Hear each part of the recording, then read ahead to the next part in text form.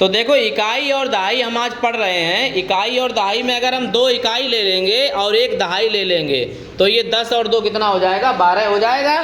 और अगर 5 इकाई ले लेंगे और 2 दहाई ले लेंगे तो हमारा कितना हो जाएगा, 25 हो जाएगा। 25 हो जाएगा। यहाँ पर जो ये 2 लिखा हुआ है, ये 2 लिखा जरूर है लेकिन ये 2 नहीं है, ये कितना है, 20 है। तो जो 0 है वो कहाँ छुपा हुआ है, कौन बताएगा भाई, कौन बताएगा? चलो भाई सुभान तुम बताओ आगे, 0 कहाँ छुपा हुआ है, बताओ इसमें 0 ढूंढ के निकाल के दिखाओ हमको, कहाँ है 0?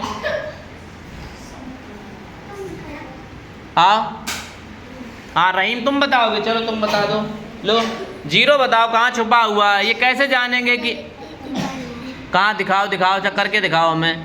अच्छा इस 5 को आधा कर देंगे हो ये 0 हो गया। अब 5 कहाँ चला गया तुम्हारा, अब 5 अपने घर चला गया।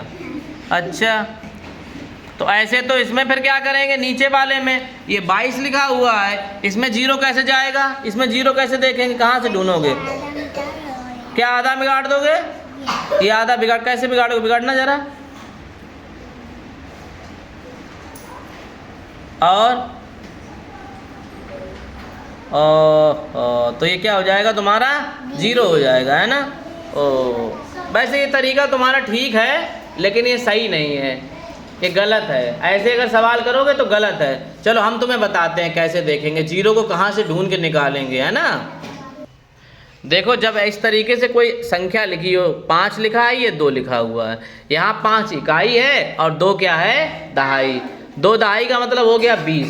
तो जो 20 है यहाँ पर लिखा केवल 2 ही है, तो वो 0 जो है वो छुप गया है। कहाँ छुप गया है उसको हम निकाल के दिखाते हैं। देखो जरा कैसे, 5 अलग अलग देख रहे हो, अल्तमस देखो यहाँ दिखा रहे हैं, ये देखो 5 अलग अलग का मतलब है ये अलग अलग है हमारे। जब इनका बंडल बन जाता है तो हमारा क्या बन जाती है, दहाई बन जाती है, जब 10 मिल जाते हैं। अब देखो यहाँ पर 1 कहाँ छुपा हुआ है, देखो 0 कहाँ छुपा है। तो 0 को अगर ढूंढना है तो देखो कैसे ढूंढेंगे। देखो ये जो 5 है ना, इसी के ऊपर तुम क्या कर लो, ऐसे करके एक ऐसे करके इसके ऊपर अंडा बना दो, ऐसे करके। अब देखो, अब दिखाई पड़ा 0 तुमको। अब तुम्हारा देखो 5 भी तुम्हें दिखाई दे रहा है, 0 भी दिखाई दे रहा है। तो जो ये 2 है, ये 2 नहीं है, ये कितना है, 20। देखो दिख रहा है 20 दिखाई पड़ रहा है। और 5 भी है, यानी कि 20 और 5 कितना हो गया, 25। और जब इस 22 में जाओगे तो 22 में भी हम क्या करेंगे, इसके ऊपर एक हम बना देंगे, क्या, ऐसे करके अंडा। तो देखो हमारा ये 20 हो गया और 20 क्या है, मतलब 20 हो गया हमारा।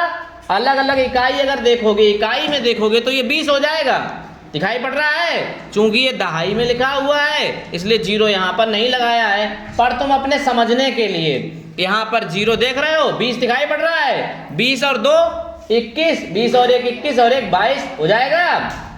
अब देखो जरा, अगर कोई संख्या इस तरीके से लिखी हुई है, अगर कोई संख्या इस तरीके से लिखी हुई है, सैकड़ा में लिखी है, इकाई दहाई और सैकड़ा में, तो क्या करेंगे।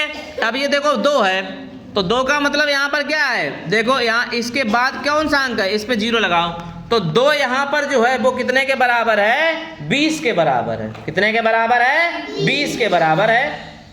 और अगर हम 5 देखें, यहाँ पर 5 इकाई दहाई सैकड़ा के स्थान पर लिखा हुआ है, ये लिखा जरूर 5 है लेकिन ये 5 नहीं है, क्या है, 5 सैकड़ा, यानी कि 500। कितना है, 500। तो हम देखो क्या करेंगे, 5 के बाद जितने भी अंक हैं, 5 के बाद जितने भी अंक हमारे हैं उन पे हम क्या कर लेंगे, ऊपर ऊपर एक 0 लगा के ऐसे देख लो। अब तुम्हें दिखाई पड़ रहा होगा कि ये 5 नहीं है, कितना है ये, 500। 500 दिख रहा है कि नहीं दिख रहा है। और ये 2 नहीं है, अगर 2 को देखोगे तो 2 के ऊपर का हटाना पड़ेगा। और 2 के बाद वाला देखो, 2 के बाद 5 पे लगाया तो 2 और 0 दिखाई पड़ रहा है, कितना हो गया, 20। और 5 के बाद कुछ है नहीं तो 5 अकेला है, तो ये 500 और 20 और 5 525 हो जाएगा। अगर कोई संख्या इस तरीके से है जिसमें इकाई दहाई सैकड़ा हजार है, तो देखो यहाँ पर 6 को अगर तुम्हें देखना है, ये 6 लिखा है 6, और इसमें ये 6 यहाँ लिखा 6 है लेकिन है कितने के बराबर ये, तो 6 के बाद जितने भी अंक हैं उन पे क्या, ऐसे करके गोला लगा के देख लो, ऐसे करके दिखाई पड़ जाएगा, इकाई दहाई सैकड़ा हजार। अब देखो 6 के बाद 3 0 दिखाई पड़ रही हैं, तो ये कितना है, 6000 के बराबर है।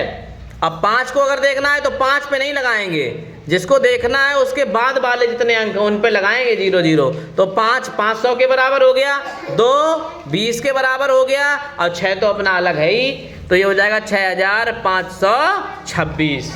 ठीक है।